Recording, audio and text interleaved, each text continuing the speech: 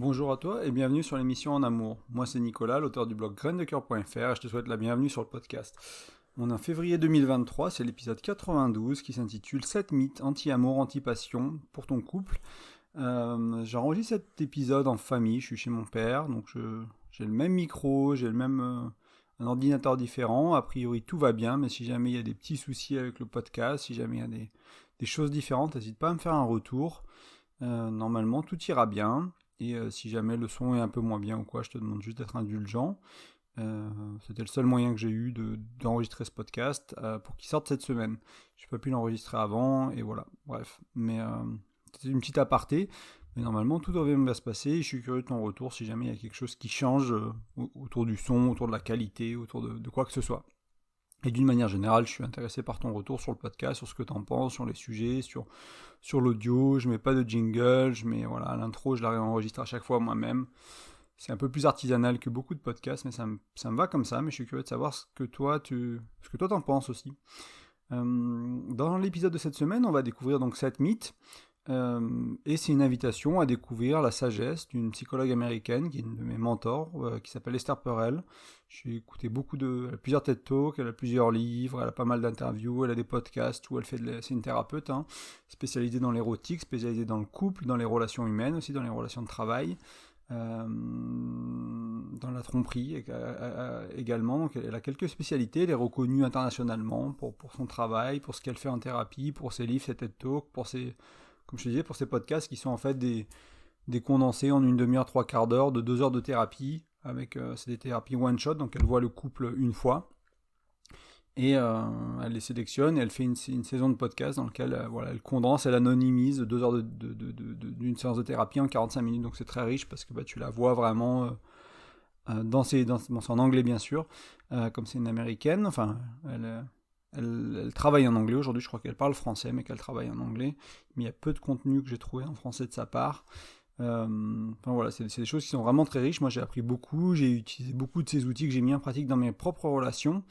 Et donc, c'est vraiment quelqu'un qui a été importante pour moi dans créer ma vision du couple, créer mon arsenal, on va dire, d'outils autour de la relation de couple.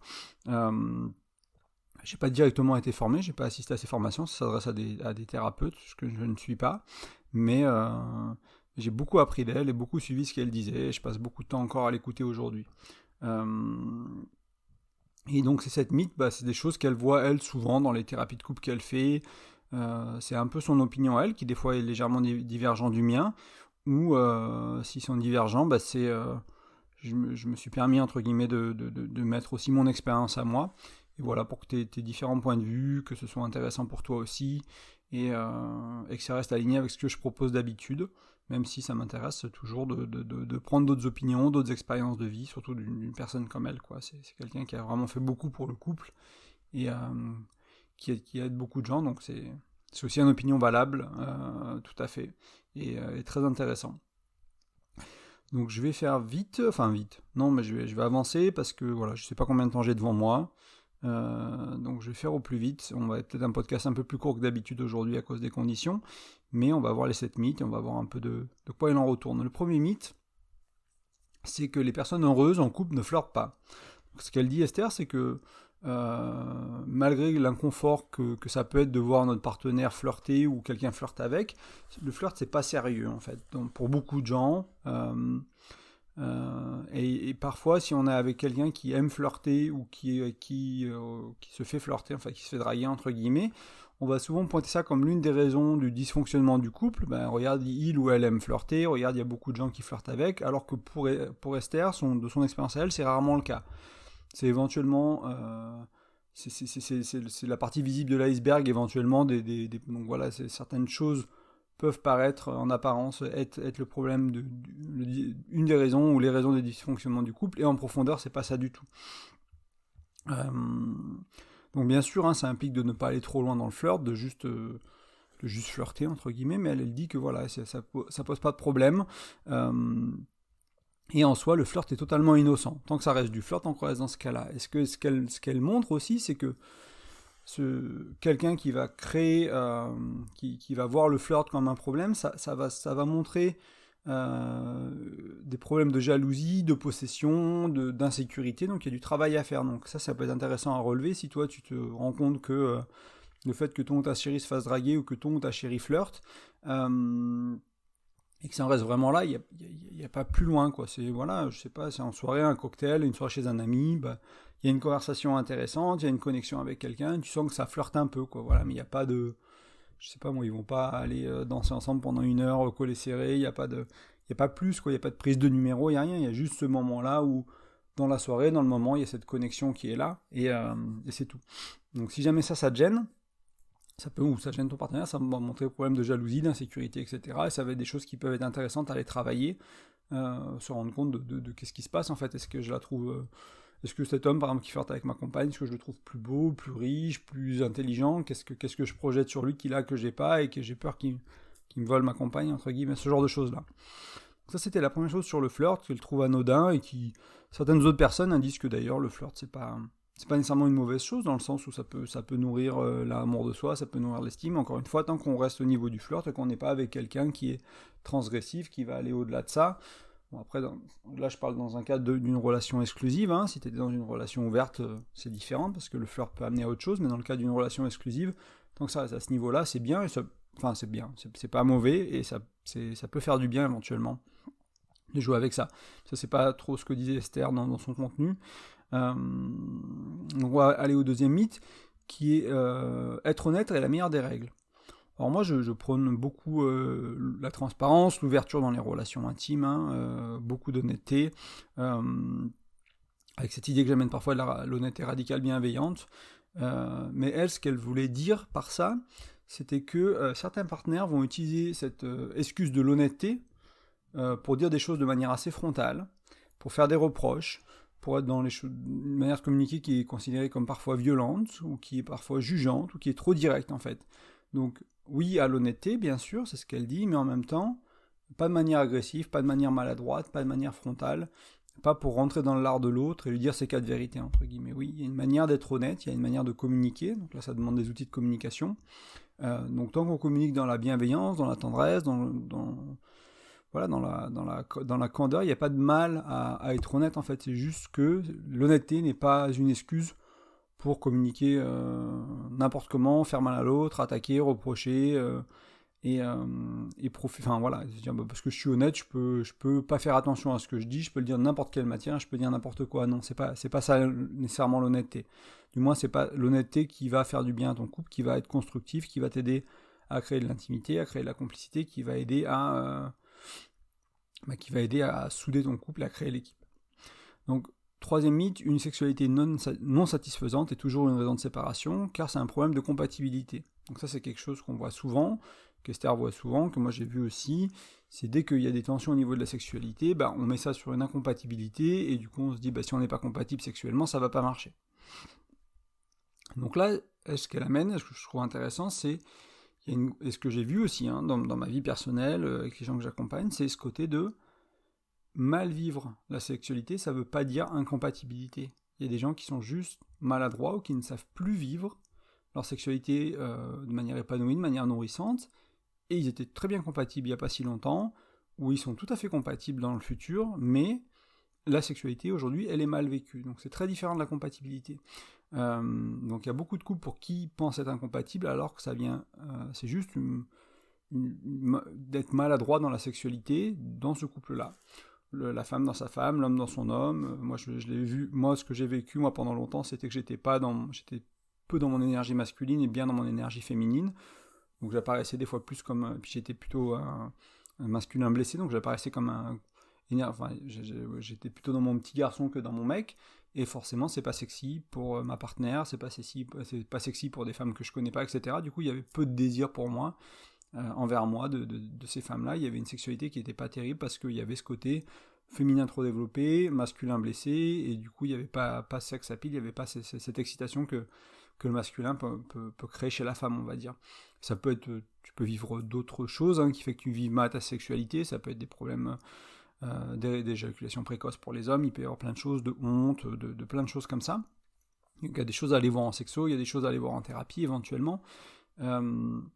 Mais on pourrait dire que pour essayer de simplifier tout ça, c'est si tu as un problème de compatibilité, ce serait que tu n'aies aucun désir pour l'autre, ou que son odeur te repulse, quoi. Vraiment que c'est pas possible, quoi. Il sent tellement, son odeur corporelle me repulse tellement. Donc là, on va parler de si tu as zéro désir depuis le début de la relation, et qu'il y a quelque chose qui te repulse chez l'autre, on va parler d'incompatibilité. Pour le reste, c'est mal vivre la sexualité, c'est être maladroit dans la sexualité. Donc là, il y a pas mal de choses à voir, à faire, du travail sur soi, du travail à deux, du travail en couple. Souvent, ce que j'amène moi autour de la sexualité, pour donner une carte de lecture facile, c'est les schémas érotiques. Donc il y en a 5, il y en a 4 ou 5, selon un peu ta manière de les regarder et de qui tu vas les apprendre. Mais il y a le premier schéma, c'est énergétique ou vibrant. Donc c'est des gens qui vont ressentir beaucoup énergétiquement. Après, tu as sensuel, donc là on est plus sur les sens, hein, l'odorat, la vue, etc. On a le sexuel, qui est plus... le sensuel et l'énergétique, c'est éventuellement plus des énergies féminines, d'une manière générale. Le sexuel, ça peut être une énergie plus masculine. Le sexuel, pardon. Donc là, on est un peu dans le cliché de l'amour mécanique, l'amour un peu sportif, la performance. On est un peu là-dedans dans le sexuel, quoi. On est vraiment excité assez fort. Après, il y a le coquin pervers. Donc là, ça va être les gens qui aiment les jouets, qui aiment les jeux de rôle, qui aiment le BDSM, etc. Et après, il y a le polyvalent, le métamorphe, donc qui est le 5e schéma érotique, où là, c'est quelqu'un qui est à l'aise, on va dire, avec un peu tout, et qui va rechercher une variété dans sa sexualité. Et les langages érotiques, hein, simplement, il faut juste se dire que, par exemple, je sais pas, moi, souvent, le cliché, c'est... t'es un homme sexuel avec ton schéma érotique sexuel, t'es avec une femme qui est avec un schéma érotique sensuel, et la femme veut des préliminaires, veut prendre le temps, veut de la musique, veut des trucs, et puis le mec il veut baiser, quoi, entre guillemets. C'est vraiment le cliché.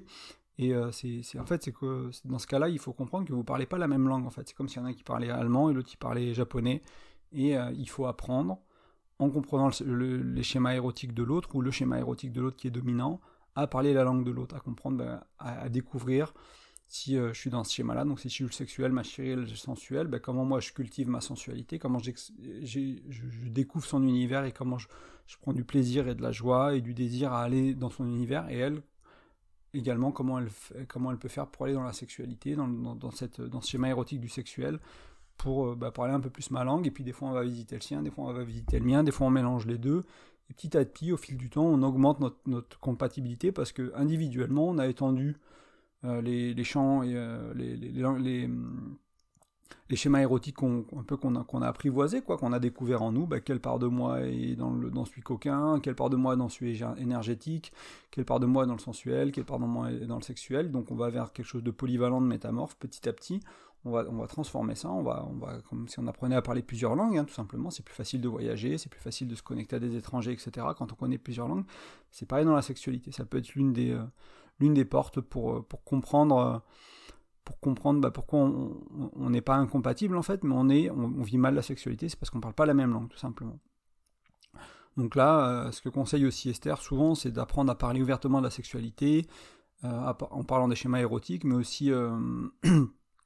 parler de ses besoins, de ce qui est important pour soi dans la sexualité. Ce qu'elle dit, hein, c'est une traduction d'une citation d'elle en anglais, c'est bien vivre sa sexualité, à plus avoir avec une connaissance personnelle que le reste.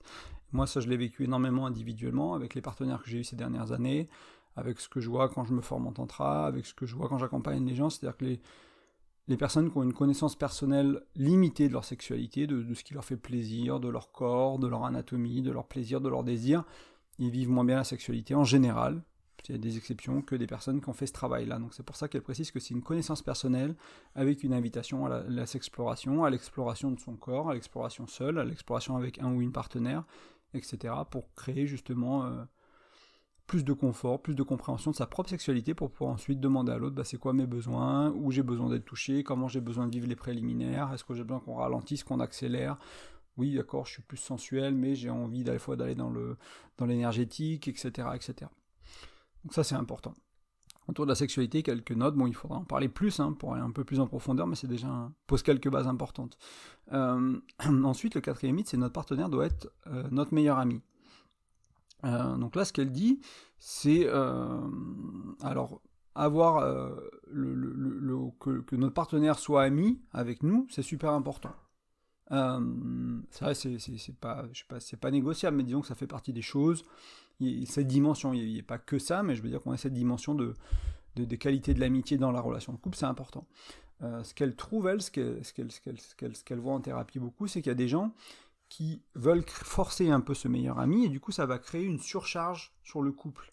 Ça va créer des tensions, ça va créer des problèmes. C'est-à-dire que les gens qui sont pas dans un couple, enfin qui sont dans un couple justement où il n'y a pas de cette sentiment que c'est le partenaire, c'est le meilleur ami, pardon, ou la meilleure amie, ils vont remettre en cause le couple, ils vont se poser des questions, etc.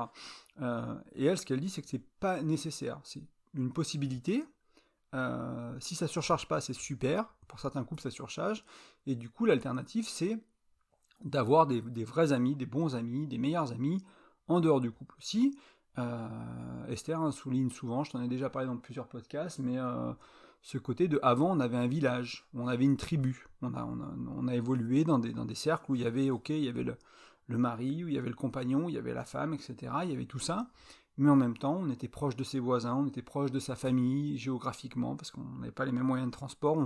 On avait vraiment cette communauté autour de nous, et on a grandi dans cette communauté. Aujourd'hui, on va se mettre dans un appartement à deux en couple, et du coup, on attend tout notre partenaire. On attend que ce soit notre amant, notre meilleur ami, notre partenaire de vie, le père de nos enfants, la mère de nos enfants, etc. On attend tout ça, en fait. Et c'est là qu'elle vient la surcharge, et notamment le meilleur ami peut être une des raisons du surcharge, parce que déjà, il y a tout le reste qu'on attend. On attend d'avoir une communication parfaite, une connexion émotionnelle, une sexualité épanouie, on attend beaucoup plus de choses que les générations d'avant, souvent sur nos relations, et en plus, on appauvrit notre cercle social autour de nous, et du coup, il y a une pression énormément sur le partenaire. Donc Esther, c'est un de ses chevals de bataille, j'ai le sentiment, ça revient souvent du moins dans ses contenus, qu'elle invite à se créer une vie sociale, à créer cette tribu, à créer cette communauté, à créer ce village autour de nous, et peut-être que le partenaire ou la partenaire n'est pas le meilleur ami, mais est un très bon ami, et qu'on a cette relation ailleurs. Dans tous les cas, ce qu'elle dit, c'est qu'avoir un meilleur ami, dans le couple ou ailleurs, c'est souvent essentiel pour beaucoup de gens, et c'est important de l'avoir. Voilà, ça va pas être dans le couple, ça va pas mettre cette pression-là sur le couple, et en même temps, si c'est là, et que c'est bien vécu, c'est aussi super. Cinquième mythe, se disputer est toujours signe que quelque chose va mal. Et là, moi, ce qui m'intéresse toujours quand on se dispute, c'est pas est-ce qu'on se dispute, est-ce qu'on ne dispute pas. Si on se dispute pas, c'est intéressant de comprendre pourquoi, mais c'est comment on se dispute. Et là, je vais être assez rapide sur ce point-là, je pense, mais ce qu'il faut comprendre, c'est quand on se dispute et qu'on cherche à gagner ou à faire perdre l'autre, il y a deux perdants. Il y a le couple et celui qui perd. Donc il y a un gagnant, celui qui gagne, il y a deux perdants, le couple et celui qui perd. Donc on va détruire la relation petit à petit, on va abîmer le couple, on va rabaisser l'autre. C'est quelque chose qui est négatif sur le long terme. Donc il suffit qu'on répète ça à chaque tension, à chaque engueulade, à chaque dispute, et on va vraiment abîmer la relation sur le long terme. Donc là, l'idée, c'est de se rendre compte que pour qu'il n'y ait pas deux perdants, donc le couple et un des partenaires, il faut absolument deux gagnants. Comme ça, il y a trois gagnants. Il y a le couple, les deux partenaires. Donc il faut apprendre à communiquer, il faut apprendre à gérer les tensions, il faut apprendre à gérer les disputes pour en ressortir, entre guillemets, gagnant, que tout le monde gagne et qu'on ait vraiment avancé, qu'on ait résolu le problème, qu'on ait dit ce qu'on avait à dire, qu'on a fait le travail émotionnel qu'il y avait à faire, etc. Donc il y a comment on se dispute, donc ça peut être éventuellement aussi un peu avant la dispute, pourquoi on en est arrivé là, qu'est-ce qu'on n'a pas entendu avant, qu'est-ce qu'on n'a pas réussi à poser, pourquoi on en est arrivé là, qu'est-ce qui ne va pas dans la relation qui fait que on va se disputer pour autre chose. Donc ça c'est intéressant. Il y a le pendant la dispute, donc comment on gère ça, et ensuite il y a le après dispute, et là c'est un peu, je sais plus si Esther en parle, mais Gottman en parle beaucoup, je t'en parle souvent du docteur Gottman, qui parle lui de l'importance de réparer après des tensions, après une dispute, donc que ce soit des excuses, que ce soit des conversations pour résoudre et réparer, et comme ça on va pouvoir retomber en amour, on va pouvoir recréer le couple, recréer l'équipe, et sortir de cette notion de tension. Le problème de beaucoup de couples, c'est qu'ils se disputent, ok, beaucoup de thérapeutes te diront ou de coachs, que les disputes c'est relativement sain, que les couples qui se disputent pas sont souvent ce qui les inquiète le plus. Moi je me souviendrai toujours, j'avais un ami qui était thérapeute, il me disait, ce qui me fait le plus peur, c'est, entre guillemets, c'est quand un couple arrive et qu'il me dit qu'ils se disputent pas, quoi. En fait, lui il entend des disputes par moi ce que je remplace des fois le mot dispute par désaccord, en fait.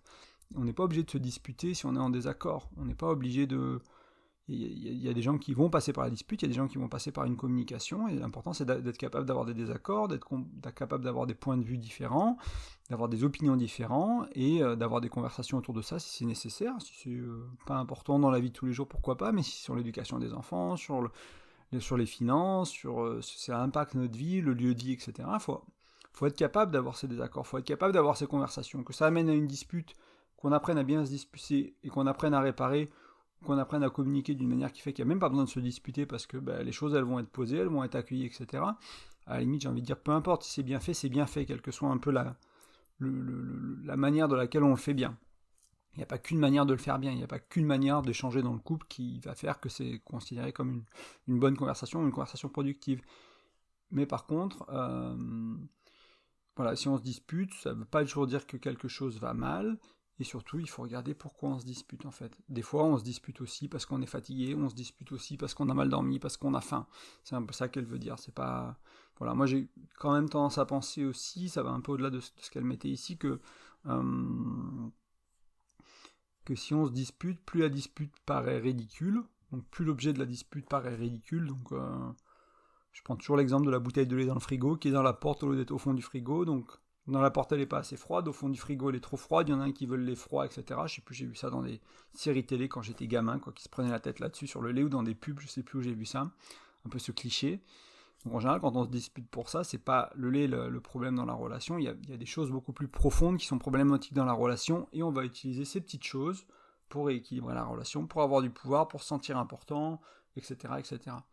Donc ne pas rester à la surface des choses quand on se dispute, c'est regarder ce qu'il y a en dessous, et utiliser une carte de lecture comme les valeurs, comme les besoins, etc. pour comprendre ce qui se joue en dessous, et essayer d'aller à la cause de la cause de la cause, quoi. Pas rester à la surface de la surface, tout simplement. Donc les deux derniers mythes sont autour de l'infidélité. Donc quelqu'un qui a été infidèle le fera dans chaque relation.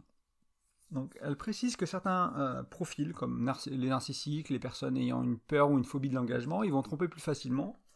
Ils vont prendre ils vont anticiper, ils vont prendre cette option-là, on va dire, plus rapidement pour sortir de la relation en ayant quelqu'un, etc. Donc ça, c'est un constat qu'elle a fait. Je ne sais pas s'il y a de mémoire, j'avais repris ces 7 mythes qu'elle avait postés, je ne sais plus, sur les réseaux sociaux, dans un article, il y a peut-être un an. Et j'ai oublié, entre-temps, je ne suis pas allé revérifier si elle cite des études ou pas, mais c'est son constat à elle, du moins, au minimum, c'est son constat à elle de thérapeute. Ça doit faire 20 ans qu'elle fait de la thérapie. Et c'est pas la seule, en fait, qui dit qu'il y a certains profils de personnes qui vont tromper plus facilement. Moi, j'ai eu l'expérience dans ma vie d'être avec quelqu'un qui était... son père trompait beaucoup. Et pour elle, c'était la manière de gagner dans la relation. Elle partait du principe que de toute façon, il y en a l'un ou l'autre qui allait tromper dans la relation. C'était ce qu'elle avait appris à la maison, en regardant sa famille. Et que du coup, autant être le trompeur, plutôt que le tromper. Parce que le tromper, c'est un peu le loser, c'est un peu le perdant. Il y avait un peu cette vision-là. Et du coup, elle avait souvent des relations en parallèle. Elle avait souvent un coup d'avance. Quand elle partait, c'est qu'elle avait quelqu'un Elle avait déjà quelqu'un, ou qu'elle flirtait avec plusieurs partenaires, et qu'elle avait quelqu'un vers qui aller assez facilement et qui se mettre en couple facilement, quoi. Donc, voilà, c'est pas vraiment dans ce profil-là, mais, et encore une fois, ce que je viens de te dire, ça va un peu à l'encontre de ce qu'elle dit, ce qu'elle disait, quelqu'un qui a été infidèle, donc cette femme qui a été infidèle, ça veut pas dire qu'elle le fera dans chaque relation. Mais il y a quand même des profils desquels il faut se méfier un peu plus. Ce qu'elle voulait dire, en fait, Esther, notamment, c'est que ça a peu à voir avec la relation, donc c'est peu à voir avec toi et ta relation avec cette personne, ça a à voir avec la personne elle-même. Est-ce que c'est quelqu'un qui va tromper facilement, en fait? Parce que si tu peux créer... Donc ça dépend pas nécessairement de la relation que tu crées, pas uniquement, ça dépend beaucoup de l'autre, en fait. Donc il y a des gens qui vont tromper plus facilement, comme on vient de le voir ensemble, et du coup c'est ça qui peut poser problème autour de ça. C'est pas la relation, ça ne veut pas non plus dire que cette personne va tromper systématiquement. À l'inverse, ce qu'elle a beaucoup vu, et moi ce que j'ai vu aussi autour de moi, c'est des personnes qui ont été fidèles toute leur vie. Donc, ils ont 40, ils ont 50, 60 ans, ils ont été absolument fidèles toute leur vie, pas d'infidélité, etc. Et décès d'un proche, et changement de job, et quelque chose comme ça. Il va y avoir une prise de conscience souvent de la mortalité, ou une prise de conscience de vie, un peu une crise de la quarantaine, de la cinquantaine, etc., qui va faire que la personne va se rendre compte que elle n'est pas vraiment vivante, elle est pas vraiment, elle est un peu éteinte, quoi. Elle va se réveiller, et là, l'une des expressions de ça peut être l'infidélité. Et donc, voilà, une personne qui a été fidèle pendant 30 ans peut devenir infidèle, une personne qui a été infidèle pendant 20 ans parce qu'elle a fait ses erreurs peut redevenir fidèle aussi, peu importe. Et moi, ce que je trouve important ici, c'est que en couple, il n'y a pas nécessairement tant de règles que ça, où il n'y a pas de garantie, en fait. Tu te mets en couple avec quelqu'un, c'est vulnérable. C'est comme on joue au jeu de la vie, tu nais, tu vas mourir. Tu te mets en couple, la relation, elle va avoir une fin. Est-ce qu'elle va avoir une fin parce que vous vous séparez, parce qu'il y en a un qui meurt de vieillesse et vous avez passé 50 ans ensemble et c'était une relation merveilleuse? Est-ce que c'est parce que vous n'allez pas être d'accord, vous allez évoluer de manière différente et c'était super les 10 premières années de la vie, puis après c'est plus possible d'être ensemble parce que vous avez des aspirations, vous avez des envies, vous avez des manières de faire différemment, peu importe, mais la relation, elle aura une fin quoi qu'il en soit en fait. Et pour la grande majorité d'entre nous, cette relation sera faite de notre vivant. Sera faite de notre vivant. Donc on va avoir à vivre avec cette séparation. Donc il n'y a pas de garantie. Il n'y a pas de garantie. Se mettre en couple, c'est accepter qu'un jour la relation se finisse. Ça fait partie des choses je trouve, qu'il est important d'être conscient de ça, en fait, sans en avoir peur, sans être mortifié. C'est comme les gens qui disent qu'il faut avoir conscience de sa mortalité. Les maîtres spirituels vont souvent te parler de ça. Ça ne veut pas dire que tous les jours tu dois te stresser d'être en vie, d'avoir peur de mourir, mais c'est que tu as conscience que ce moment-là est précieux parce que peut-être que demain tu ne seras pas en vie. C'est pareil avec ton couple, peut-être que demain cette relation n'existera plus, infidélité ou pas, et du coup profite de cette relation aujourd'hui, nourris-la, prends-en soin, vis-la à fond, et c'est un peu ça aussi le message. Hein. Ce qu'elle voulait, je veux juste peut-être je relis un peu mes notes, voir si j'ai pas raté quelque chose, mais ce que disait aussi Esther notamment, c'est que elle, dans son expérience, c'est que quelqu'un qui trompe régulièrement est aussi malhonnête, manque d'honnêteté sur le reste. Souvent quelqu'un qui va cacher des choses, c'est-à-dire que pour tromper, il faut cacher, donc c'est des gens qui sont peut-être pas à l'aise à être trop transparents, donc ils vont cacher d'autres choses. Donc encore une fois, le problème pour elle est avec la personne qui a un profil de trompeur, qui a cette instabilité, qui a cette perte d'engagement, qui a ce penchant narcissique, qui a cette blessure, qui a... Voilà. Donc peut-être éventuellement invitation à ne pas s'engager avec des personnes trompeuses. Ça c'est à toi de voir, hein, mais c'est voilà, ce qu'il faut pas s'engager, je sais pas. Il faut s'engager avec conscience. Moi je m'étais engagé avec mon ex-épouse qui avait un passé de trompeuse et qui s'en cachait pas, notamment parce qu'il y avait des actions concrètes qu'elle prenait en thérapie, qu'elle prenait vis-à-vis de moi, pour travailler sur ce truc-là qu'elle a trompé tous ses ex, de mémoire tous ses ex, et il y avait vraiment cette envie de sa part de ne plus faire ça, parce qu'elle se rend compte des blessures que ça fait, bien sûr elle m'a trompé aussi, mais c'était pas de la même manière, ça n'a pas été fait de la même manière, ça n'avait pas été réparé de la même manière, on est resté ensemble, alors que d'habitude elle partait de la relation parce qu'elle voulait pas voir l'autre souffrir, etc.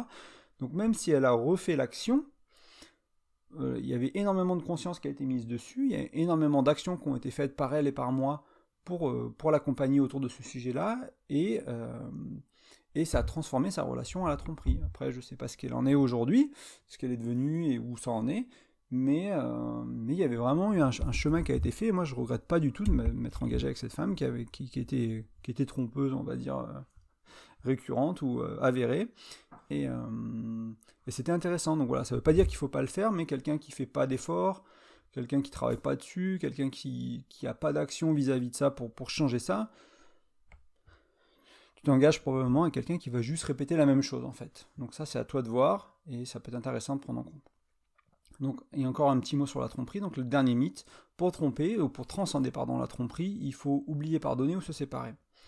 Et ce qu'elle amène, ce que je trouve intéressant, c'est que la tromperie, c'est un peu la nouvelle honte, the new shame.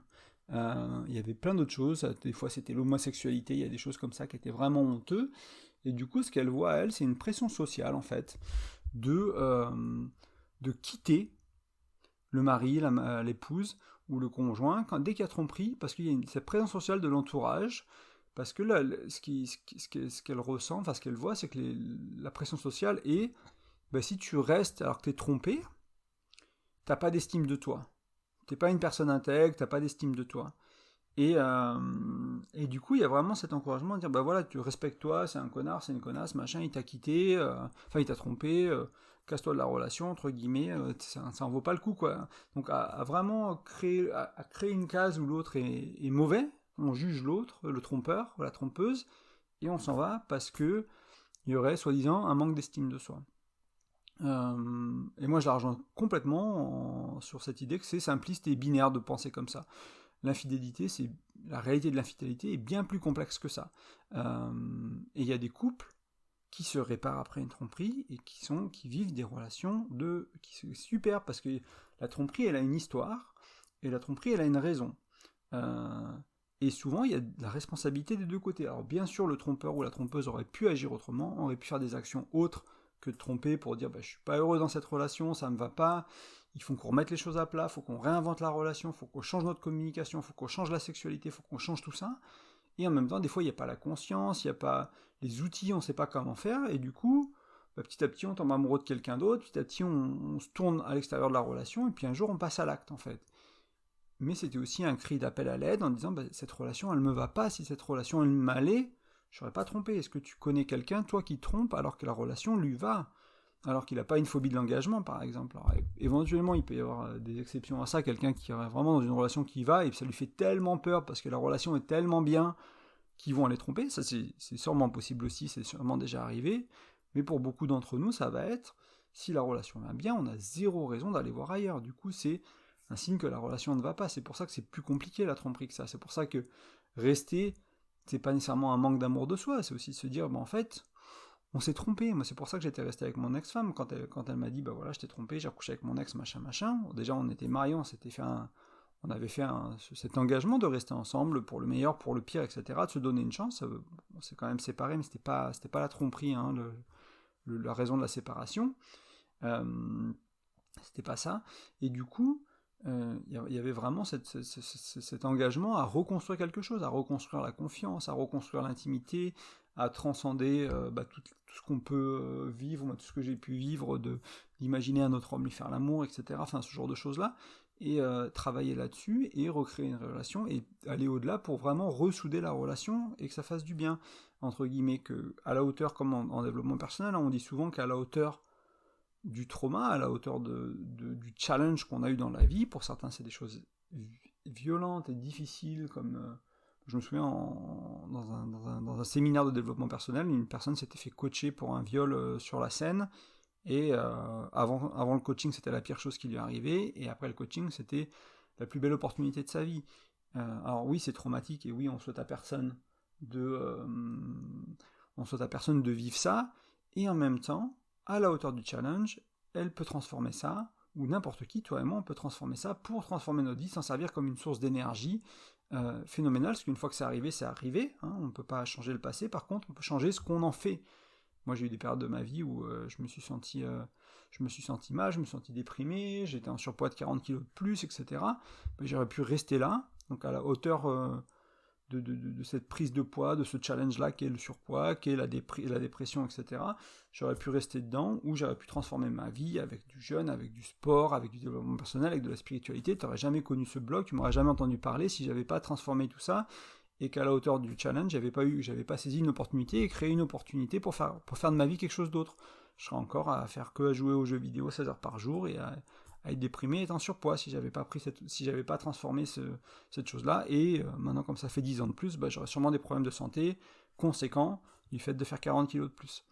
Donc quel que soit ton trauma, quelle que soit ton histoire, à la hauteur du challenge, il y a une opportunité, et la tromperie, à la hauteur du challenge, qui est très compliqué à naviguer pour un couple, surtout si on se fait bien accompagner, il peut y avoir une opportunité de vraiment créer une relation plus forte. Et c'est ce qu'elle veut donner comme message. C'est pas, faut pas juste pardonner et oublier, parce qu'on n'oublie pas en fait aussi. On n'oublie pas une tromperie. C'est pas possible d'oublier le fait d'avoir été trompé. Donc oublier, on oublie d'oublier, c'est pas possible. Pardonner peut-être, mais ça va prendre du temps le pardon. Pardonner intégralement une tromperie, ça peut prendre du temps, surtout si on n'a jamais travaillé sur le pardon. Pour des gens qui ont fait un travail sur le pardon, peut-être que c'est une option, mais déjà oublier, ça va être compliqué. Et se séparer, pas nécessairement, ça peut être une option. Il ne faut pas dire non plus qu'il faut absolument rester et chercher à tout convertir. Des fois, encore une fois, je te disais moi tout à l'heure que quelqu'un qui a fait pas d'action pour réparer la tromperie, qui fait pas d'action pour ne plus être un trompeur ou une trompeuse, ça vaut peut-être pas le coup de rester avec. Quelqu'un qui prend ça au sérieux, qui fait des actions, qui travaille sur lui, ça veut pas dire qu'il ou elle ne le refera jamais, mais ça veut dire qu'il y a du travail qui a été fait. Et ce qu'il faut comprendre, hein, c'est que la confiance, c'est l'un des piliers de la relation de couple, comme tu sais, confiance-engagement, du travail du Dr Gottman, et la tromperie, ça va éclater la confiance, et ça veut dire que l'engagement, il n'était pas très fort, parce que l'engagement était tourné à l'extérieur de la relation, il était tourné vers une autre femme, vers un autre homme. Et du coup, le trompeur, c'est vraiment essentiel que dans ce cas-là, ça vienne du trompeur, que reconstruire la confiance, ça vient principalement du trompeur, parce qu'on ne peut pas refaire confiance à quelqu'un qui ne prend pas ses responsabilités. Et ça ne veut pas dire que moi, en tant que trompé, je n'ai pas de responsabilité et je ne peux pas contribuer à la confiance, mais pour que la confiance soit reconstruite, il va falloir que le trompeur ou la trompeuse prenne ses responsabilités et fasse vraiment des efforts pour reconstruire cette confiance. Sinon, pour le trompé, ça va être quasiment impossible de vraiment refaire confiance, tout simplement. Et ça, moi, je l'ai vécu. C'est-à-dire que si mon ex-compagne, après la tromperie, elle n'avait pas pris ses responsabilités, elle n'avait pas regardé la vérité en face, elle n'avait pas fait du travail aussi pour comprendre pourquoi elle a trompé, qu'est-ce qui s'est passé, qu'est-ce qu'elle m'avait pas dit, quels schémas elle répétait, etc. Et qu'elle n'avait pas fait ce travail-là, on n'aurait pas pu reconstruire la confiance, parce que j'aurais eu peur qu'elle me retrompe tout le temps, en fait. Et oui, une petite partie de moi qui avait encore peur, on n'a peut-être pas reconstruit la confiance à 100%, mais elle pouvait partir en week-end, elle pouvait partir en stage de méditation, elle pouvait partir en stage de développement personnel pour une semaine, pour 10 jours, pour 15 jours, en stage de retraite pour 3 semaines, sans qu'on ait de contact, parce qu'elle était dans un ashram en Thaïlande, sans téléphone, etc. Et moi, j'étais en paix. Après la tromperie, j'étais en paix, je lui faisais confiance, je savais qu'elle allait se tourner vers la relation, très probablement, en cas d'attirance pour un autre homme, etc., qu'elle allait être capable d'exprimer ses besoins plus tôt, qu'elle allait être capable d'exprimer ce qui allait pas plus tôt, et qu'on allait être capable, et moi aussi, j'ai fait ce travail de mieux l'écouter, de mieux comprendre ce qu'elle avait amené, que j'ai pas voulu entendre avant la tromperie, etc. Donc, à deux, on arrive à créer quelque chose de différent, mais il y avait vraiment sa prise de responsabilité, ce travail en thérapie dans son cas, ou en accompagnement, ou ailleurs. Il y avait beaucoup de choses qui font que on a pu transformer ça, et c'est important, et c'est une option. C'est une des options, c'est intéressant. Et encore une fois, il y a une histoire et une raison, il faut comprendre les deux. Une dernière chose que, pareil, je l'ai vécu, c'est pour ça que j'avais repris ces 7 mythes d'Esther, c'est parce qu'il y en a beaucoup qui me parlent énormément, et qui sont reliés à mon expérience personnelle, même si j'ai pas autant d'expérience qu'elle dans l'accompagnement ou autour de ce sujet-là, elle nage dedans depuis plus longtemps que moi. Il y avait ce côté où, une fois que la tromperie est là, attention à ne pas trop savoir le quand, le combien de fois, le comment, etc. Et moi, j'ai crevé d'envie de savoir exactement comment ça s'était passé. Alors moi, c'était qu'une fois, elle a revu son ex qu'une fois, ils ont couché qu'une fois ensemble, etc. Mais il y avait ce côté de quelle position, comment c'était, est-ce qu'elle a eu du plaisir, est-ce que ci, est-ce que ça, et voilà, ça peut faire beaucoup plus de mal que de bien, et c'est pas ça qui va aider à reconstruire la confiance, à reconstruire l'engagement. Donc ce que prône Esther, c'est de se concentrer sur ce qui est rassurant, ce qui va souder le couple, se concentrer sur créer l'équipe, et de prendre ses responsabilités, et pas trop se soucier. Ça veut pas dire qu'il faut pas en parler, ça veut pas dire qu'on peut pas savoir un peu, mais et moi j'avais cette envie viscérale de tout connaître, quoi, entre guillemets, et du coup c'était vraiment compliqué. Mais vraiment compliqué de ne pas chercher à savoir et de ne pas me faire mal avec. Je pense que je savais ma résilience, entre guillemets, à voir la vérité en face, et du coup je suis allé quand même explorer pas mal de détails, on va dire, mais je me suis fait mal avec, et en même temps, mais je connaissais ma capacité de résilience, mais c'est quelque chose d'assez casse-gueule, et dans les conseils d'Esther, elle va conseiller de pas trop chercher à ce niveau-là, de pas se concentrer là-dessus, parce que c'est pas là que la solution est, et c'est une pente casse-gueule vers le mal-être, en fait, tout simplement. Donc voilà, c'était les 7 mythes qu'on a détruits, j'espère, en partant du point de vue d'Esther Perel, donc psychologue et thérapeute, best-seller, TED Talk et compagnie, la totale. Elle a vraiment plein de choses, elle a des cours en ligne, elle a des podcasts, elle a plein de choses comme ça, très intéressant, avec un mélange un peu de mon expérience à moi, de ce que j'ai vécu en plus par rapport à ça. J'espère que ça t'aidera, que ça fait du bien un peu de te rendre compte que ces choses-là ne sont pas nécessairement vraies, du moins il y a un monde dans lequel elles ne sont pas vraies pour certaines raisons. Et l'idée, c'est aussi d'aller au-delà des injonctions classiques, on va dire, autour qu'on peut, je sais pas moi, si tu vis une tromperie et que ton ami, ta famille, ton meilleur ami te disent, bah voilà, c'est oublier, pardonner ou se séparer, bah non, il y a des alternatives à ça, il y a des couples qui sont témoins d'alternatives, de manières de faire, ça veut pas dire que tout le monde y arrivera, mais c'est une possibilité, ça existe, il y a des gens qui y arrivent. Moi, ce que je trouve important, hein, c'est pour ça que je voulais te parler des 7 mythes, en fait. Pourquoi je voulais te parler des 7 mythes? Ce ne sont pas, en soi, individuellement, des fois, c'est pas les plus intéressants. C'est pour que tu prennes conscience que le couple, les relations de couple, tout, les relations intimes, la vie, ta spiritualité, ton développement personnel, tout ça, c'est une question de croyance.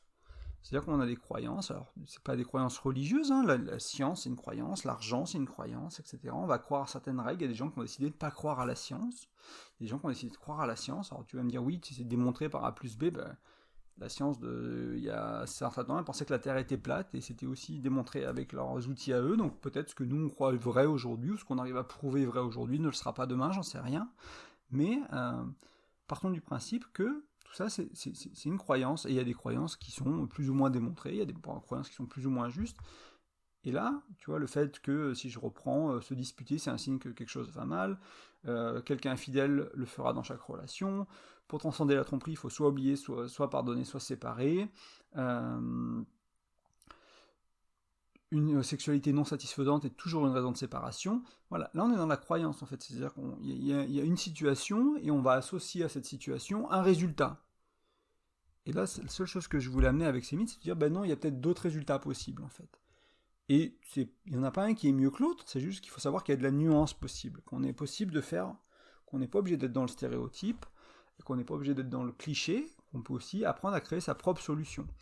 Et peut-être que la propre solution à un des mythes qu'on a vu ensemble, à un des 7 mythes, ce sera différent de ce que j'ai amené pour ton couple, et c'est tout à fait juste. Moi, ce que j'aime bien penser, hein, ce que j'aime bien amener, c'est cette idée du couple sur mesure. Alors, qu'est-ce que ça veut dire? C'est déjà quel format de relation. Alors oui, il y a les formats plus légers de relation, un peu libertines, un peu ouvertes. Il y a le couple voilà, où on s'engage à deux. Et là, il y a différents degrés de est-ce qu'on est un couple, mais est-ce qu'on est une relation ouverte ou pas?